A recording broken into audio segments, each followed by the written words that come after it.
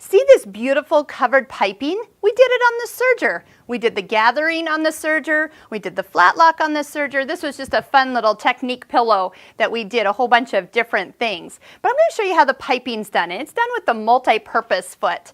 The multi-purpose foot is just that. It has different versions depending on where you guide things. So we're going to use this groove that's right underneath because that will help the piping get covered with the fabric of choice.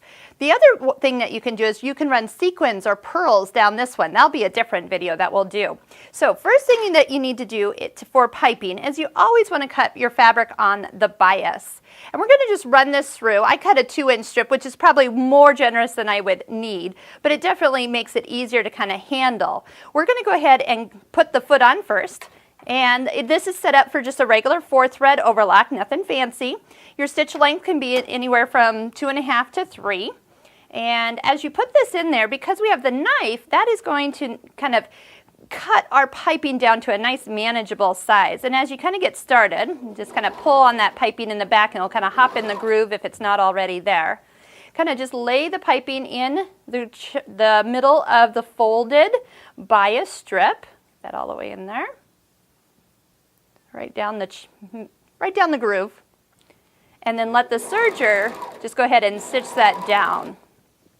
This will make it really easy to insert it into any project because the edges are going to be all nicely overlocked,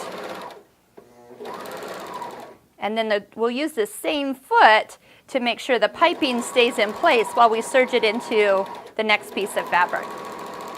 Okay, so we'll just use the knife. We'll cut off what we needed. Okay, so there's our covered piping, nice and close and to the edge as needed. Now we'll take our fabric, we'll do right sides together. Now once we do the fabric, you can do this in 2 steps. So you could actually go and serge this on in place, or if your project allows, you can go ahead and do this all in 1 step here. Once you get it started, and again, you make more covered piping than you would probably need, because then that way you don't have to be like, get it exact. You can just go ahead and go for it here. And give a little pull, get that started. And then we'll line that up. Oh, make sure you don't pull on the too much. It'll start to gather up your piping a little bit.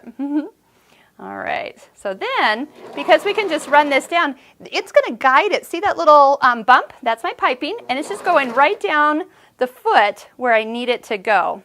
And again, if your project allows, make your fabrics bigger than you need and then cut them to size for your purse or your pillow. But so you got your overlocked edge and your piping, it's perfectly inserted into the middle. La la.